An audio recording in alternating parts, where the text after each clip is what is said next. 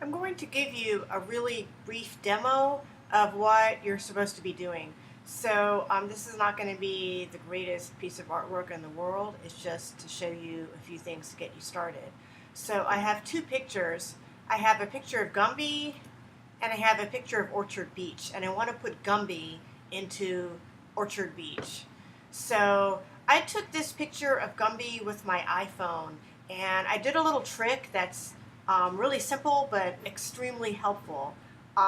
I took this picture of Gumby with some white paper behind it. This makes Gumby very easy to select, but I'm going to show you a little trick. Okay, I'm going to take this quick selection tool, and instead of selecting Gumby, I'm going to select the background. Because sometimes it's easier to select the background than it is an object. So this was very quick, and one of the reasons why that was so quick is that it was just a simple colored white background. So now I've selected the background, but what I really want to select is Gumby. So I go to the selection menu, and here's the trick. I do inverse selection. Okay, so now Gumby is selected. So just to repeat what I did, I took a picture of Gumby on a white background and I selected the background with a quick selection tool, and then I went to select inverse selection and that gave me Gumby. Okay, so now I'm going to go to copy. I like to do Command C from the keyboard. So I'm copying Gumby, and then watch what happens. I'm going to this other picture. I'm going to make it a little bit smaller so you can see. Okay, so now I'm going to do paste. Command V. I actually always use Command V. That's why I can't find it on the menu. So the minute I did paste, look what happened. It put it on its own transparent layer. So this little checkerboard that you see in the thumbnail indicates it's transparent. So when I turn this eyeball off, you can see the background layer. And then when I turn it on, you see both layers. And when you turn the background layer eyeball off, you just see Gumby. So you can fool around with that, and that can help you understand the idea of layers. You can also change the opacity and these blending modes here. You might not have to worry about that now. I think opacity can be really helpful. So you just take this arrow tool, and I'm going to move Gumby around to where I want him, and then I'm going to go to Edit, Free Transform.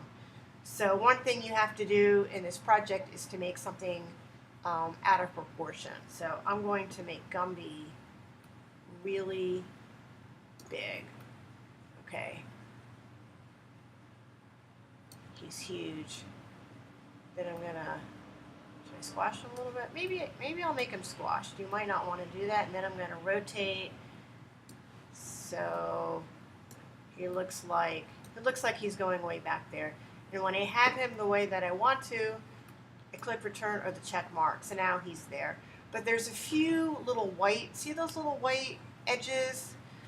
That's kind of a giveaway, so that he's cut and pasted. So one thing you can do is you can just take an eraser and very lightly erase that. You could also blow up the view. So I'm not going to do the whole thing, but you can get rid of that white outline very carefully. There's a number of ways you can do this in Photoshop. So now my problem is I want to put him behind this tree. I want to make it look like his arm is behind that tree. So what do? I'm selecting the background. Let's see. I'm going to grab a little piece of this tree right here. So notice I'm on the background layer. Okay, what I'm selecting is that. I'm not selecting Gumby. So I'm going to copy it, and then I'm going to paste it And notice it's on another layer. I think I'm going to call this tree. And I'm just double clicking on here and I'm calling it Gumby, so that makes it a little easier for me. So I want to put this tree on top of Gumby, so it looks like that little bit of the tree is on Gumby.